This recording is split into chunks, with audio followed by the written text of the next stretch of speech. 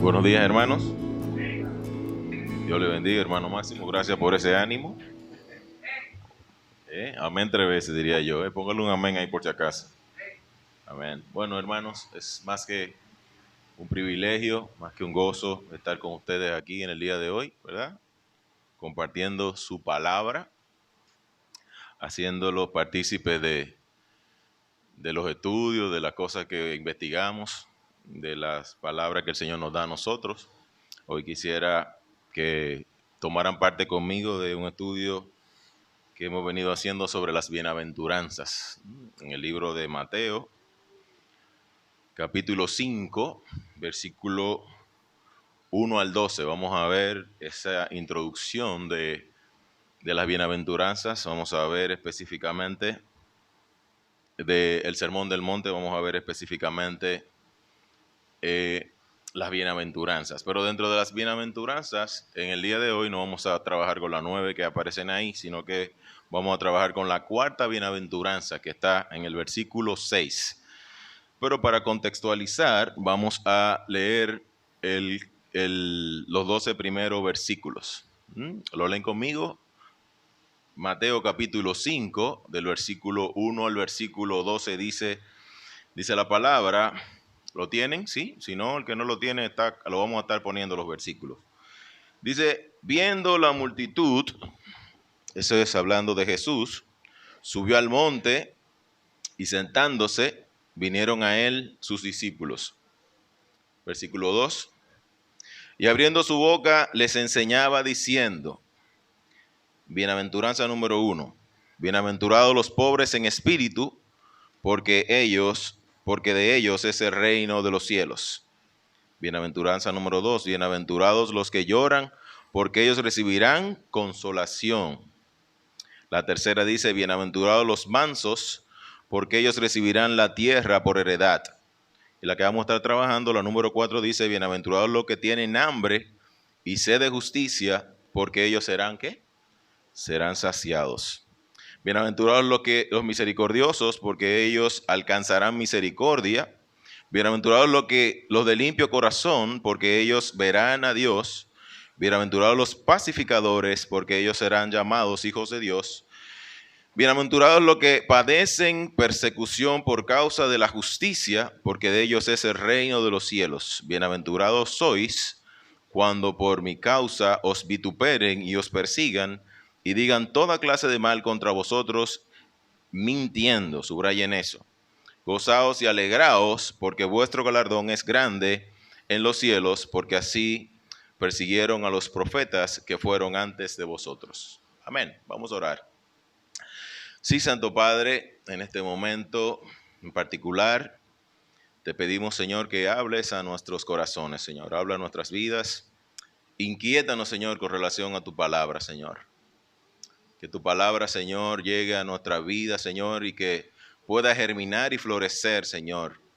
Y que seamos, Padre, dignos de llamarnos bienaventurados, Señor, en el sentido que tú lo planteas, Señor. De ser dichosos, de ser felices, porque acatamos, Señor, lo que tú planteas en tu palabra, Señor, porque nos conducimos en nuestra vida confiando en ti, Señor, y buscando siempre tu voluntad. Señor, mira nuestras vidas. La ponemos en tus manos en este momento de manera particular, Señor. Venimos delante de tu presencia, Señor. Permite que nos podamos conectar contigo, con tu palabra, Señor. Mira preocupaciones, situaciones que puedan, Señor, entorpecer esta comunión, Señor. Y permite que podamos centrarnos en ti, Señor. Háblanos, Señor. En el nombre de Jesús. Amén y amén. Pues bien, hermanos. Yo me quedé ahí leyendo y no lo pasé.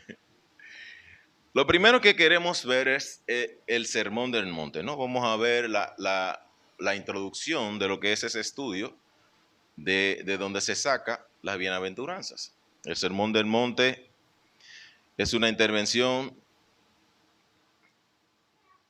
que podríamos decir, como vimos en una intervención pasada, que se desprende del Evangelio de Mateo de una forma muy particular. Si nosotros vemos la cronología de los evangelios y comparamos, por ejemplo, Marcos con Mateo, que comienzan de forma muy similar. Ellos comienzan con todo el proceso hasta el bautismo y luego comienza la definición de la predicación, ¿no? Del inicio del ministerio de Jesús. ¿Se acuerda que estuvimos hablando de eso, no? De manera particular, a partir de este punto, el libro de Mateo comienza un enfoque diferente, ¿no? Y plantea lo que fue ese discurso del Señor Jesucristo en el sermón que él dio, que se llama del monte, vamos a ver más adelante, porque se dio en una elevación, ¿no? Sin embargo, Marcos comienza a enfatizar una serie de otros hechos que tienen que ver con sanidad de enfermos, liberación de endemoniados, la predicación del Señor, etcétera, etcétera. Pero concentrémonos específicamente aquí. Yo quiero que ustedes no quiten sus ojos del Sermón del Monte, específicamente donde vamos a estar trabajando las bienaventuranzas, porque vamos a estar trabajando con algunos tópicos respecto a esto, ¿no? Vamos a centrarnos ahí. La tradición dice que, como le comentaba al principio, este sermón, esta disertación del Señor Jesús, se dio en una elevación, ¿no? en una región algo montañosa, ¿no? Porque de ahí es que proviene ese nombre de Sermón del Monte. Algunos cristianos contemporáneos dicen que pasó en un sitio donde hoy en día se llama así, el Monte de las Bienaventuranzas, ¿no? Que según los datos geográficos está al norte de Galilea, cerca de Capernaum. ¿Verdad? Ustedes buscan su libro por ahí, como decía un profesor que yo tenía, busquen por su macuto por ahí de geografía y verifiquen dónde queda, más o menos según muchos entienden, ese monte de las bienaventuranzas. Para muchos el Sermón del Monte es una alusión a la proclamación desde el monte Sinaí, ¿no? Muchos ven a Jesús como ese Moisés que proclamó todas aquellas verdades. Porque déjeme decirle una cosa, la bienaventuranza es la introducción a lo que es ese sermón del monte, que podemos verlo a través de esos 3 capítulos de Mateo, o sea, capítulo 5, capítulo 6 y capítulo 7. O sea, ahí son una serie de enseñanzas que el Señor plantea sobre cómo debe de conducirse un discípulo del Señor, sobre cómo se espera que actúe una persona que ha decidido seguir al Señor. Y eso es algo que tiene que llamarnos la atención. El Señor está planteando aquí lo que Él entiende que debe de ser un cristiano, lo que Él entiende como debe de conducirse una persona que ha dicho en su corazón, yo voy a seguir al Señor Jesucristo. Amén. O sea, no es una cuestión de que Él está hablando de ahí por estar hablando, no. Él quiere que nosotros reconozcamos aquí en estas enseñanzas que esas son características que deben de primar en nosotros, los que hemos decidido seguir al Señor. ¿Eso se entendió? Claro, muy claro. Entonces, el Sermón del Monte, como le dijimos, a nivel general, plantea una serie de realidades, una serie de conceptos que son dignos de nosotros analizarlos, de nosotros estudiarlos. Porque ahí está lo que muchos han hablado como la doctrina pura del Señor Jesús, ¿no? La parte más centrada de Él, ¿no? El discurso más extenso, ¿no? Muchos dicen que es la parte del relato bíblico donde el Señor dedica más tiempo a hablar. O sea, imagínese usted al Señor Jesús hablando, dice a sus discípulos, a toda esta gente que estaba acá, todas esas verdades, por inextenso, ¿no? Si ustedes calculan, son 3 capítulos, es bastante. Si ustedes ven su Biblia, lo que tienen Biblias que ponen todo lo que dice el Señor en rojo, se van a dar cuenta que esos 3 capítulos están rojitos, ¿no? Los 3 capítulos desde que comienza el capítulo 5 hasta que va terminando. Hermano, y a través de los tiempos, muchas personas han visto el Sermón del Monte como eso, como un mini manual que debe de tener o por el que debe de fungirse todo cristiano. Cuando llega una situación en su vida, es un manual donde usted tiene que apelar y pensar cómo actuaría el Señor en ese momento. Usted tiene una situación en su trabajo, usted tiene una situación en la universidad, en el colegio, y usted ya está aprendido con la discusión y usted tiene que pensar y decir, bienaventurados los pacificadores en ese momento y decir, oh Señor, tú dices bienaventurados los pacificadores. Ustedes están entendiendo lo que implica las bienaventuranzas. ¿Mm? Entonces, el Sermón del Monte, hay una persona que yo la menciono con cierta regularidad, normalmente cuando hablo, porque la admiro bastante. Es un personaje de la vida normal a nivel mundial que consiguió la independencia de su país sin tirar un tiro. Ustedes saben quién es, ¿verdad? Mahatma Gandhi. Un nieto de Mahatma Gandhi se llama Arun Gandhi. Habla de que su abuelo tenía la particularidad de que entre los libros de estudios que él tenía estaba la Biblia, porque él se centraba en estudiar lo que él denominaba la filosofía de Cristo en este sermón del monte. ¿Y usted sabe cuál fue la conclusión de él? Él dijo que si las personas se circunscribieran a vivir conforme lo que dice el Sermón del Monte, no solamente a su país, sino el mundo entero resolvería todos sus problemas. Entonces, esa fue la visión, el entendimiento que él tenía de ese Sermón del Monte. O sea, ¿cómo usted que ha leído la Biblia, que ha oído de la Biblia, de la palabra de Dios, cataloga ese texto del Sermón del Monte? ¿Qué importancia usted le da a su vida? O sea, él dijo, todos los problemas, acuérdense que ellos estaban sumidos en un problema de esclavitud del pueblo inglés, ¿verdad? Ellos estaban subyugados por el pueblo inglés y de ellos pudieron liberarse. O sea, en esas circunstancias el Señor dijo, mira, si nosotros actuáramos conforme a lo que dice el Sermón del Monte, todos los problemas de este país se resolvieran. Todos los problemas del mundo entero se resolvieran, hermano, y eso no le hace sentido a ustedes. Cuando ustedes ven todo este problema de violencia, de criminalidad, ustedes no entienden que si esa gente tuviera el Señor en su corazón y tuviera esos principios en su corazón, las cosas fueran muy diferentes. Entonces, esa es la visión que queremos para el mensaje del día de hoy. Para los que tienen, apuntes respecto al estudio del Sermón del Monte, le voy a dar una pequeña ¿cómo se dice? Un bosquejo que lo pueden usar si quieren estudiarlo, ¿no? Pudiéramos ver la primera parte, están las bienaventuranzas que nosotros estamos tratando, ¿no? Las bienaventuranzas, nosotros vemos cuál es la forma en que debemos de actuar de una forma muy particular. Le voy a decir ese secreto antes de que lleguemos a ese punto. En la bienaventuranza hay un formato, las bienaventuranzas que aparecen aquí en Mateo tienen un formato único. A través de la Biblia vamos a ver que hay muchas bienaventuranzas, porque eso es un modelo literario que se usa en la Biblia. Pero la particularidad de las bienaventuranzas de Mateo, vamos a ver, que tienen un concepto, una estructura definida. Aquí en este momento habla de las bienaventuranzas, y esas bienaventuranzas que está hablando aquí tienen la particularidad de que no solamente le dicen a usted por qué usted es bienaventurado, sino que la recompensa que usted va a obtener por ser así. O sea, todas esas bienaventuranzas tienen una recompensa ahí puesta. Eso lo vamos a ver más en detalle. La segunda parte, en esa esquematización, es las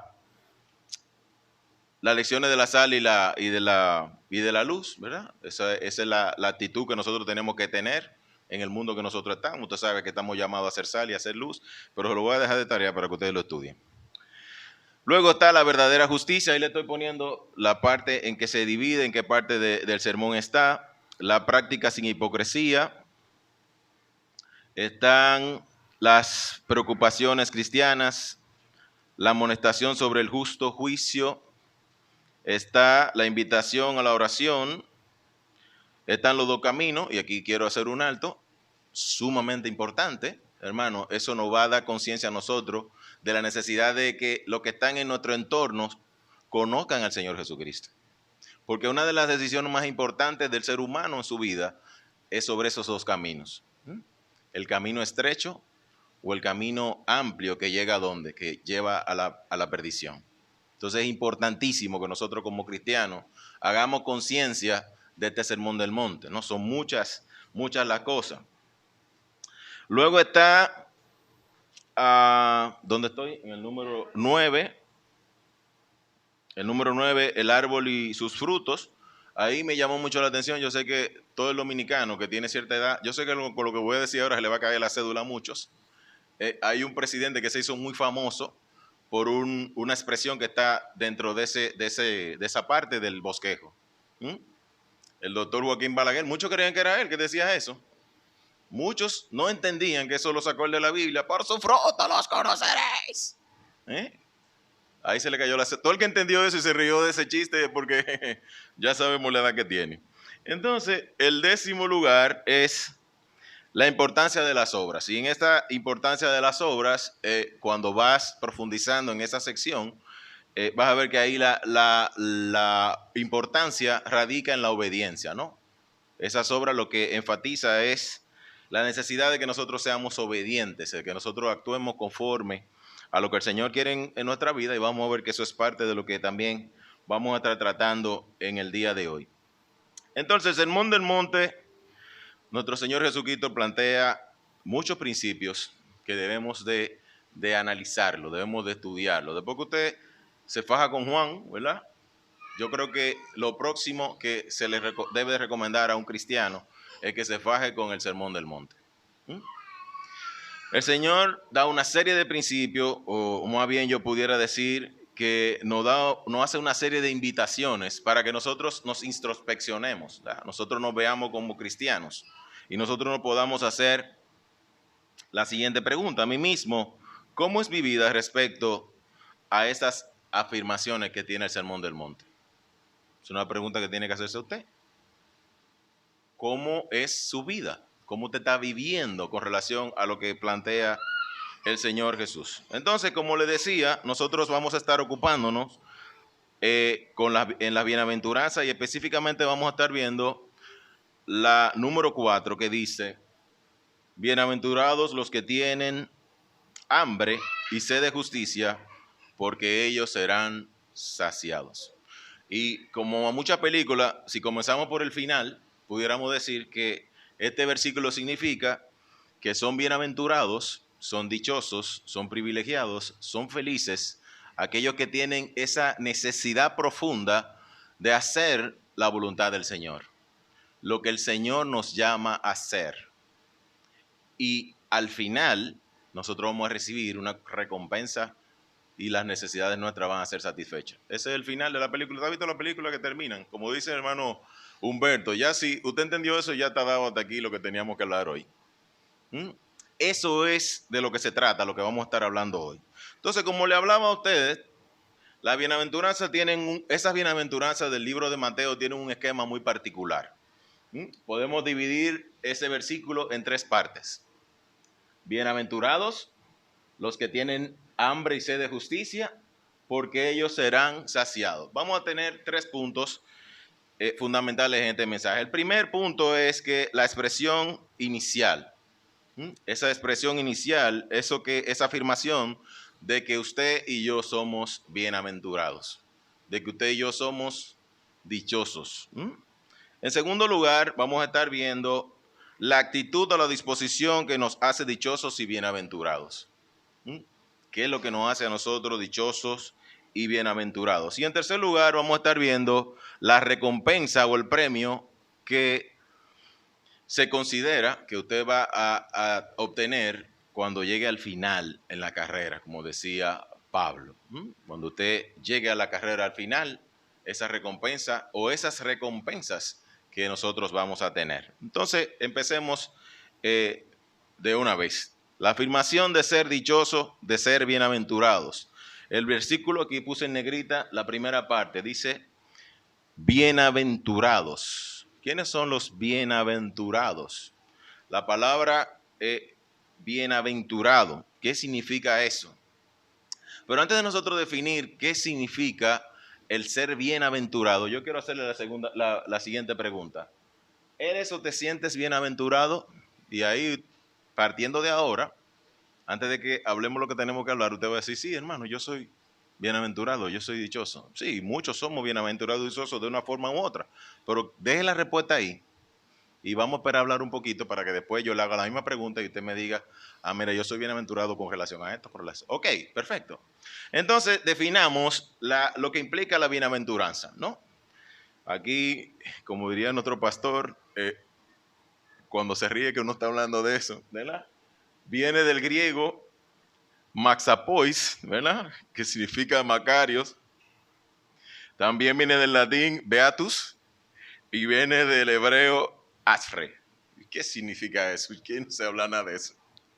En un lenguaje llano, en dominicano, ¿verdad? En español de nosotros, una persona bienaventurada, una persona dichosa. ¿Mm? Una persona feliz, una persona que, como dirían hoy en día algunas chicas, bendecido, ¿verdad? Pero tenemos que verlo desde el punto de vista de que somos que privilegiados. Una persona bienaventurada, una persona privilegiada. Y hay algo que quiero que llame la atención en ustedes de estas bienaventuranzas, y es el hecho de que el Señor no habla en futuro. No, el Señor dice, bienaventurado es el que hace tal cosa. Sí, está hablando en presente. Bienaventurado es el que es así. Entonces, póngase eso en la cabeza y entiendan que el Señor espera que usted y yo seamos así. Que nosotros vamos a ser felices fuera de los parámetros que da este mundo. Usted y yo vamos a ser felices cuando somos así. Por ser de esa forma. Aunque eso no debe ser lo que le tiene que motivar a usted. ¿Mm? Porque yo creo que el regalo de la salvación es más que suficiente para que usted se sienta feliz. Pero vamos a ver, entremos en detalle con relación a eso. Entonces, las bienaventuranzas resaltan todas estas asombrosas bendiciones que el Señor Jesús nos da. En el Sermón del Monte aparecen las bienaventuranzas con relación a este formato que estamos analizando. Pero en la Biblia nosotros podemos encontrar muchísimas bienaventuranzas, ¿no? Como le dije anteriormente, es un género literario que se utiliza, el género de las bienaventuranzas. Por ejemplo, si nosotros vemos el Salmo 128, 1 a 3, dice, lean conmigo ahí, dice que es dichoso el que anda en los caminos del Señor, porque va a irle bien, tendrá una esposa fecunda y va a tener muchos hijos, ¿verdad? Eso es lo que se entiende de ahí. En el Salmos 1 del 1 al 3, dice que son dichosos aquellos que no participan en las cosas corrompidas o inmorales del mundo, el que medita y se deleita en la voluntad de Dios. Esto es el que vive bajo el agrado y el favor de Dios, lo que estábamos viendo de ahí, ¿verdad? Y no solamente eso, que estas personas que actúan así, ¿qué le va a pasar? Al final van a ser prosperados por Dios, le va a ir bien, ¿verdad? Sigamos viendo otras bienaventuranzas. El Salmo 119, versículo 1 y 2, si ustedes leen ahí, dice que son dichosos los que guardan los estatutos de Dios, los que buscan al Señor de todo corazón. Usted está tratando de definir la pregunta, ¿sí? En los proverbios, nosotros vemos, Proverbios 3:13 dice que es dichoso el que haya sabiduría y obtiene inteligencia. ¿Mm? El que obtiene sabiduría, ¿cómo la obtiene? ¿Cuál es el principio de la sabiduría? Ahí hay un coro grandísimo del principio de la sabiduría. ¿Cuál es? Amén, eso es así. No, cuidado con mi pellejo en la calle, decía una profesora mía. Proverbios 3:4. Proverbios 8:34 dice que es dichoso el que escucha al Señor y siempre está atento velando. Eso es como las 10 vírgenes que están atentas ahí. Pero como le decía ahorita, el que busca sabiduría, el que busca inteligencia, el que busca encaminarse en el Señor, no tiene que hacerlo pensando en que la recompensa que va a obtener va a ser lo que le va a llegar a ser tal o cual cosa, no, tenemos que pensar en que el objetivo principal de nosotros es quién es Dios en la vida de nosotros, es glorificar el nombre de Él, es obedecerle a Él, ¿no? Eso lo vamos a ver de una forma más tranquila. Isaías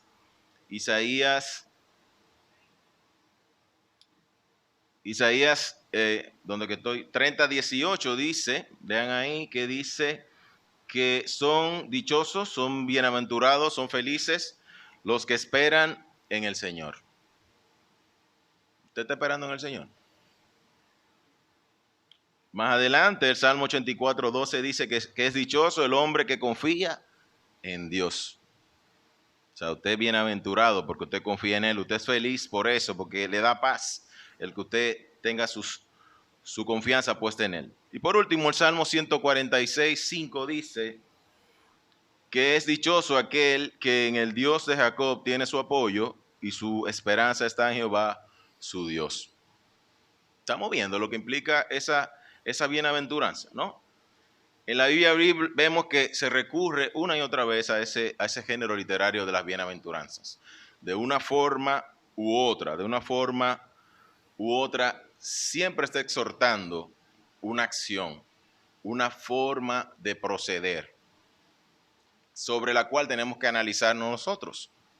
Porque fuera de la felicidad, de la dicha que el mundo quiere que nosotros entendamos, de prestigio, de fama, de mucho like, ahora hay que hablar de like, todo ese tipo de cosas, la felicidad, la forma en que el Señor plantea que nosotros somos dichosos es totalmente diferente. Ahora, ¿cómo usted está entendiendo ese concepto, no? Y vuelvo a hacerle la pregunta, con relación a lo que hemos visto ahora, ¿tú eres y te sientes bienaventurado? Hermana, ¿verdad? Como que, ¿verdad? Usted dirá, bueno, si usted comienza a ver las bienaventuranzas, yo soy pacificador, ahí yo soy dichoso. Yo tengo un corazón limpio, ahí yo soy dichoso. Yo estoy buscando la sabiduría del Señor, ahí yo soy dichoso. O sea, no sé, eso es lo que usted tiene que hacer, ese ejercicio con usted. Porque mire, todos esos planteamientos están en presente.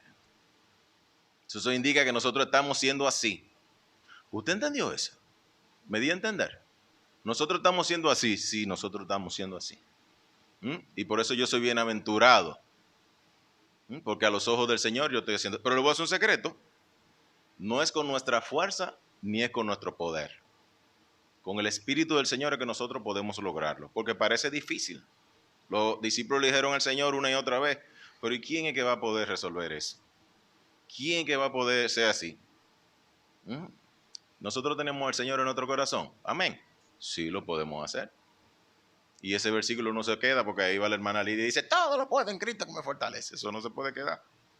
Entonces, eso es importante, hermano, que analicemos la Escritura en ese sentido. Yo soy bienaventurado, yo soy feliz, yo me siento dichoso. ¿Por qué? Por todas esas cosas que estamos hablando.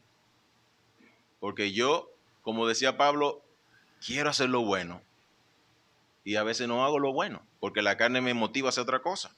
Pero usted no debe de cansarse. Tú y yo tenemos que enfocar nuestra vida en el Señor Jesús. Y en el Señor nosotros vamos a poder conseguir agradarlo a Él. Porque intentamos ser como Él entiende que nosotros tenemos que ser. Amén. Y acuérdense que no estamos solos. Es con el Señor que nosotros estamos contando, con el que usted cuenta y con el que yo cuento. En segundo lugar, la segunda parte de esas bienaventuranzas, ya vemos que lo primero es ese ser dichoso. La segunda parte es la actitud o la disposición que nos hace dichosos o bienaventurados. El versículo ahí le puse en negrito lo que es: los que tienen hambre y sed de justicia. ¿Cuáles son aquellas personas que tienen hambre y sed de justicia? Las personas que tienen hambre y sed de justicia son los que reconocen que la verdadera justicia viene de Dios. La verdadera justicia viene de Dios y lo pueden reconocer porque ellos están viviendo conforme a la justicia de Dios. ¿Eso se entiende? Sí. Entonces, estas personas saben que aún en medio de toda la situación que usted puede vivir en este mundo, usted puede lograr buscar agradar a Dios teniendo la convicción de que en el Señor usted lo va a poder. Amén. Ahí hubo un amén grande. Y cumplir esa justicia tiene que ver con nosotros cumplir los lineamientos del Señor, los mandamientos de Dios. Con eso es que tiene que ver la justicia de Dios y lo vamos a estar tratando de definir, ¿no? Como nosotros vimos, Mateo tiene una forma particular de definir este criterio y él estaba enfocado en que se definiera ese criterio. Cuando nosotros vemos que comienza el relato bíblico a hablar de que el Señor bajó al río Jordán para ser bautizado por Juan el Bautista. El Evangelio de Mateo, a diferencia de los otros evangelios donde se narra esa historia, habla de una parte en particular, o sea, habla de una resistencia que hubo entre Juan y el Señor Jesús, ¿no? Cuando el Señor Jesús se presenta delante de Juan, Juan le dice, no, pero espérate un momento, el que tiene que ser bautizado por ti soy yo. ¿Y qué le responde el Señor Jesús? El Señor Jesús le responde, deja ahora, porque así conviene que cumplamos toda justicia, ¿no? Lo que quiere decir eso es que nosotros tenemos que cumplir la voluntad de Dios. Que se cumpla la voluntad de Dios en nosotros, ¿no? Charles Spurgeon, respecto a este versículo en particular, dice que nada de lo que corresponde a la justicia debe ser descuidado. Se debe de observar lo poco y lo grande. O sea, tenemos que observar todo lo que implica la justicia. El Señor no vino a destruir la ley, a abolir la ley. El Señor vino a cumplirla. Y nosotros tenemos que tener claro que también estamos llamados a cumplir la ley. Y para los judíos, el cumplir la ley implica cumplir la voluntad de Dios. Y nosotros tenemos que verla hoy en día así, como que estamos llamados a cumplir la voluntad del Señor. En el comentario bíblico de Matthew Henry dice, Cristo está ahora en un estado de humillación cuando Él se presenta delante de Juan el Bautista, ¿no? O sea, es el Mesías, el Hijo de Dios que está delante de Juan el Bautista, diciendo, ven, bautízame tú. Y él le dice, no, pero ¿cómo va a ser? Yo no soy digno de desatar la sandalia tuya. ¿Cómo tú me estás diciendo a mí que te bautice yo? No, el Señor está en ese tema, ¿no? Nuestro Señor Jesús consideraba que le convenía cumplir con toda la justicia, poseer toda institución divina y mostrar su disposición a cumplir con todos los justos preceptos de Dios. Y eso era el Señor Jesús, el Hijo de Dios. Dios hecho hombre. Hermano, continúa nosotros. Nosotros estamos llamados a obedecer, a cumplir todos los preceptos de Dios, ¿no? Todos los preceptos de Dios. El Evangelio de Mateo es muy enfático en eso. Fuera del Evangelio de Juan, que quiere presentar a Jesús dentro de una óptica de que Él es del que se anunciaba, ¿no? De Lucas, que quiere presentar al Señor Jesucristo como aquel que hacía esos milagros grandes, que hacía esas manifestaciones tremendas. El Evangelio de Mateo se enfatiza justamente en eso, en que el Señor vino a obedecer. El Señor vino a cumplir, a serle fiel a Dios conforme a los propósitos de Él. En muchas ocasiones nosotros vemos al Señor Jesús diciendo que convenía que hiciera eso porque esa era la voluntad de Dios. Que se haga, Señor, tu voluntad y no la mía. El Señor, Mateo demostró aquí que el Señor se hizo grande a través de su obediencia al Padre. Hermano, tremenda enseñanza para nosotros, los simples mortales.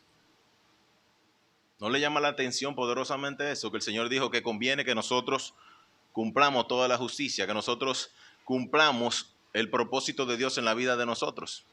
Señor, Jesucristo nos está enseñando a nosotros que Él se está dejando guiar de Dios en su vida. Eso suena sencillo, hermano, pero eso es una verdad grande. Es una verdad grande. Usted se está dejando guiar por el Señor en su vida. Usted tiene esa hambre, esa sed. ¿Usted sabe lo que implica ese concepto de hambre y sed? Ese concepto de hambre y sed, hermano, implica una necesidad perentoria. Una necesidad, hermano, que si usted no la satisface, usted se puede morir. A ese nivel es que el Señor está hablando, de que bienaventurados los que tienen esa necesidad de cumplir la voluntad del Señor, de cumplir los lineamientos del Señor. A eso es que se refiere, esa hambre y sed de esa justicia. El Señor es el que es justo. Dios es el que plantea todas las cosas que para nosotros son convenientes. Usted tiene esa sed, usted tiene esa hambre de que la voluntad de Dios prime en su vida, o usted quiere hacer lo que usted quiera.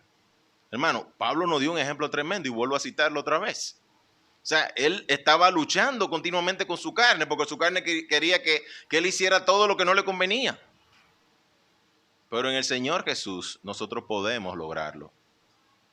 Hay un amén grande. Hermano Milton, auxílieme ahí. Amén. ¿Verdad?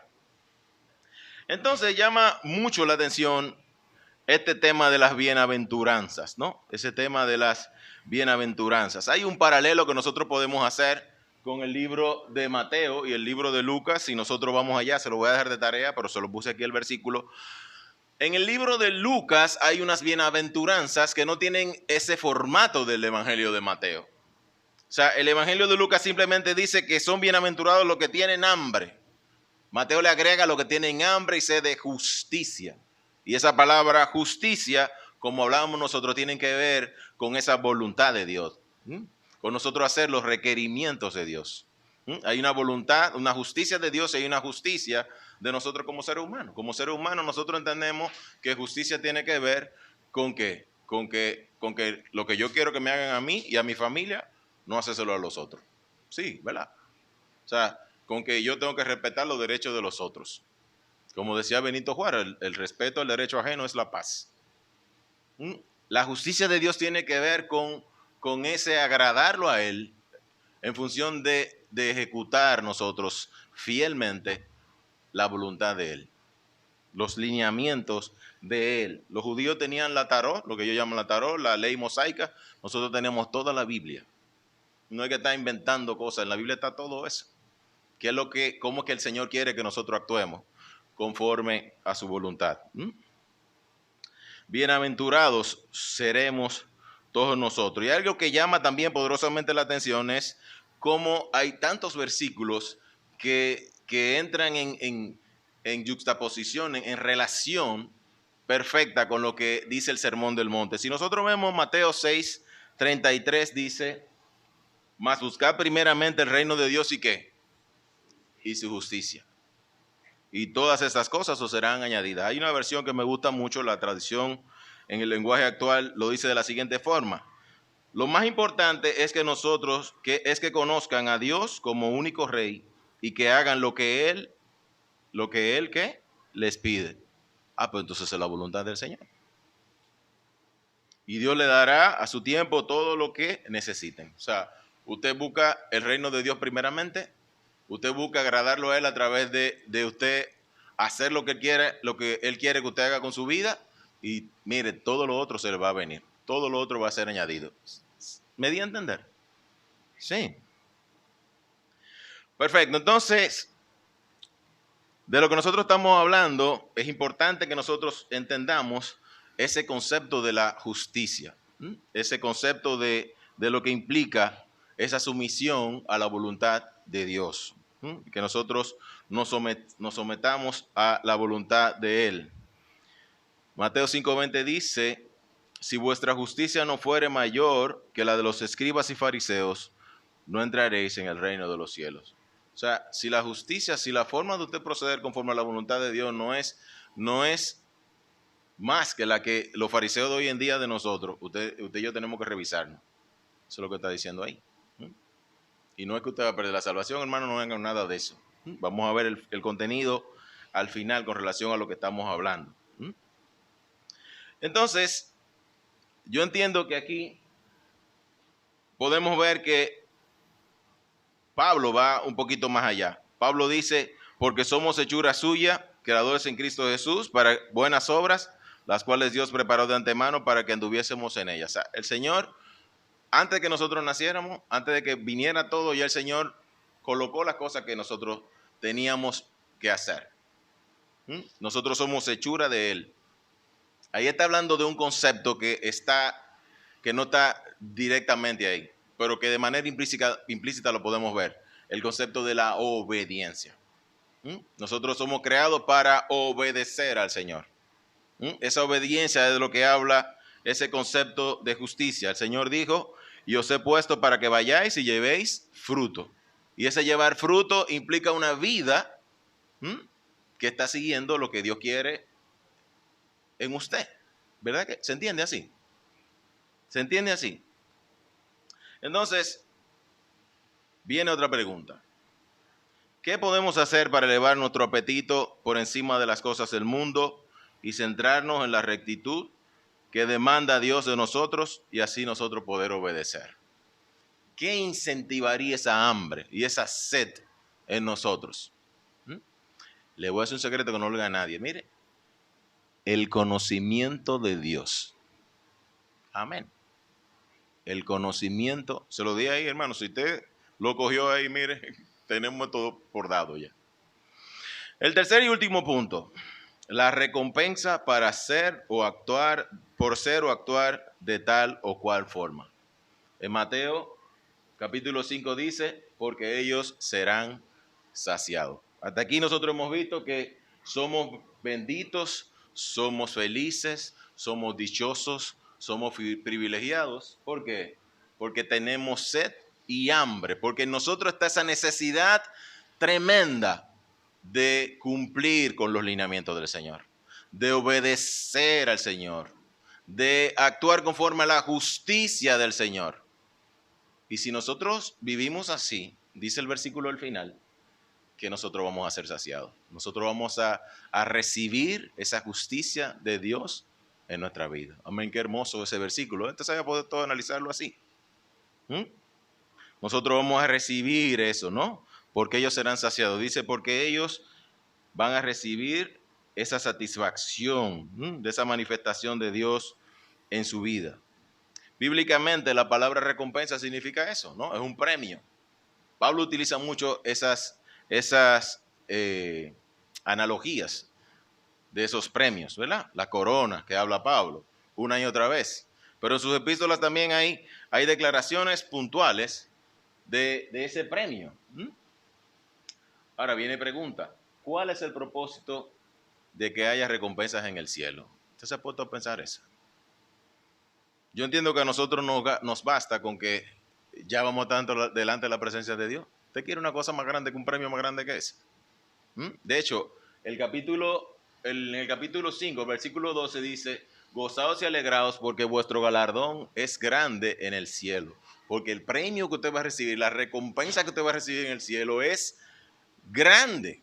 Hermano, pero mire, o sea que aparte de la salvación que nosotros ya recibimos del Señor, también vamos a tener ese galardón, vamos a tener esos premios por actuar conforme a la voluntad de Dios en nuestra vida, por ser pacificadores, por tener un corazón limpio, por buscar el camino del Señor, por estar atentos siempre al Señor y conforme a su voluntad, y toda esa bienaventuranza que hemos visto. ¡Wow! Tremendo. Aparte del gozo tremendo, de la gloria de estar delante de la presencia de Dios, aparte de eso el Señor también dice que vamos a tener recompensa en el cielo. ¿Usted se imagina eso? Es una cosa tremenda, hermano. Hermana, es una cosa tremenda. ¡Wow! Gloria a Dios. Gloria a Dios. ¿Por qué son necesarias las recompensas? Yo no entiendo. O sea, yo no me lo imagino. ¿Para qué? Hermano, ya yo tengo la salvación. Ya yo voy a tener la recompensa de vivir eternamente en la presencia del Señor. ¿Para qué yo necesito más recompensa? Todos esos premios hay que ponérselo a los pies del Señor Jesucristo, porque ya Él hizo el regalo más grande, Él nos lo dio a nosotros, la recompensa más grande ya Él nos la dio a nosotros, pero el Señor es grande y dice que vamos a tener todas estas recompensas en el cielo. Y quisiera terminar esta parte, se lo voy a dar a manera de resumen, porque quisiera que ustedes lo vean concienzudamente en sus casas. Las razones, algunas de las razones por las cuales nosotros vamos a tener esas recompensas en el cielo. En primer lugar, Dios dará recompensa en el cielo, en el tribunal de Cristo, sobre la base de nuestra fidelidad a Él en cuanto al servicio que nosotros hemos tenido, ¿verdad? Segunda de Corintios 5:10 dice, porque es necesario que todos nosotros comparezcamos ante el tribunal de Cristo, todos vamos a estar delante de Cristo, ante ese tribunal, para que cada uno reciba según lo que haya hecho mientras estaba en el cuerpo, sea bueno o sea malo. Y es otra cosa que le tengo que decir. El que actúa mal también va a tener su recompensa. No va a ser buena la recompensa, pero va a tener su recompensa. Va a tener sufrimiento eterno, dice la Biblia. En un lugar, imagínense cuando está aquí en verano la temperatura como en 30 y pico, un lugar con un fuegazo, que es una cosa impresionante. Ellos van a tener también su recompensa, lamentablemente, pero eso es así. Entonces, en segundo lugar, las recompensas mostrarán la realidad de nuestra condición como hijos. Gálatas 4:7 dice, así que ya no eres esclavo, sino hijo, y si hijo también heredero de Dios por medio de Cristo. Usted recibió el regalo de la salvación y ya usted pasó a la fila de los herederos. El hermano mayor suyo es Jesucristo. Usted parte de todos los hermanos que siguen ahí. Usted se convierte en herederos. En tercer lugar, las recompensas mostrarán la realidad de la justicia de Dios, ¿no? Es un Dios justo. Hebreos 6:10 dice, porque Dios no es injusto para olvidar vuestra obra y el trabajo de amor que habéis mostrado hacia el hombre, hacia su nombre, habiendo servido a los santos y sirviendo aún. O sea, lo que usted hace aquí, el Señor no queda con nada de nadie. El Señor lo recompensa por eso. Sigue diciendo, en cuarto lugar, Dios dará recompensa en el cielo a fin de hacer honor a su promesa de que nuestro trabajo en el Señor no es en vano. Y antes de eso dice, para cumplir con la ley de la siembra y cosecha. Lo que nosotros sembramos, eso cosecharemos. Gálatas 6, 7 y 9 dice, no os engañéis, Dios no puede ser burlado, pues todo lo que el hombre sembrare, eso también segará, porque el que sembrare para su carne, de la carne segará corrupción, mas el que sembrare para el Espíritu, del Espíritu segará vida eterna. No nos cansemos, seamos perseverantes, pues de hacer bien, porque a su tiempo segaremos si no desmayamos. En penúltimo lugar, Dios dará recompensa en el cielo a fin de hacer honor a su promesa de que nuestro trabajo en el Señor no es en vano. Lo que nosotros hacemos aquí, el Señor nos lo va a recompensar allá. 1 Corintios 15, 58 dice, así que hermanos míos, amados, estad firmes y constantes, creciendo en la obra del Señor siempre, sabiendo que vuestro trabajo en el Señor no es en vano. Me gusta mucho lo que dice Colosenses 3, 23, 24, dice, y todo lo que hagáis, hacedlo de corazón como para el Señor y no para los hombres, sabiendo que del Señor recibiréis la recompensa de la herencia, porque a Cristo el Señor servís. En último lugar, acuérdense que les dije los puntos para que ustedes lo analicen ya en sus estudios en su casa. En último lugar, en sexto lugar, nuestras vidas están íntimamente ligadas a la vida de Jesús. La recompensa que Él recibe, Él la comparte con nosotros. Y eso es algo que tiene que llenarnos de mucho gozo. Dice Romanos 8:17, y si hijos también herederos, herederos de Dios y coherederos con Cristo, si es que padecemos juntamente con Él, para que juntamente con Él seamos glorificados. En el Señor vamos a ser herederos de su gracia, de su trono, y vamos a recibir la recompensa que Él tiene. Él la va a compartir con nosotros. Entonces, como una persona que es premiada y se le da un trofeo, que guarda el trofeo, no porque lo que significa el trofeo, sino no por el trofeo en sí, sino por lo que significa el trofeo. Así nosotros recibiremos la recompensa. No porque nosotros no la hayamos ganado, porque el Señor ya lo hizo por nosotros, sino porque eso va a ser un premio por nosotros actuar conforme a lo que Dios espera de nosotros. Entonces, hermano, actuar conforme a la voluntad de Dios tiene recompensas. Ser un cristiano fiel tiene recompensa. O sea que usted va a ganar por toda parte, hermano. Entonces la pregunta es, ¿qué le impide a usted llegar a llamarse bienaventurado en todo el sentido de la palabra que plantea el Señor? Si vamos a tener recompensa en el cielo. Amén. Pero que esa no sea su motivación. Claro que esa no debe ser su motivación. Su motivación debe de ser agradar al Señor. Nosotros no tenemos cómo pagar el sacrificio del Señor. Nosotros no tenemos cómo pagar el regalo de la salvación. De ninguna forma, hermano. Pero mire, gracias al Señor por eso. Gracias al Señor por eso. Y hay algo con lo que quiero terminar, y aquí vamos a cerrar. En algún momento el Señor Jesucristo lo visitaron su mamá y sus hermanos, y se dio una situación muy particular. Y la respuesta que el Señor Jesús le dio a esas personas que fueron a decirle que su papá, que su mamá y sus hermanos lo estaban buscando, me llamó mucho la atención. Está en Mateo 12, versículo 48 al 50. Es importante cómo el Señor le dice a estas personas quiénes son su madre y su hermana y su hermano. O sea, lo voy a dejar con esto. Con la muchedumbre, No se oye. cuando su madre y sus hermanos se presentaron fuera y buscando hablarle, alguien le dijo: Tu madre y hermanos están de pie afuera buscando hablar contigo. Pero él respondió: ¿Quién es mi madre y quiénes mis hermanos? Extendiendo la mano a sus discípulos, dijo: Estos son mi madre y mis hermanos. Todo el que cumpla la voluntad de mi Padre Celestial es mi hermano, hermana y madre.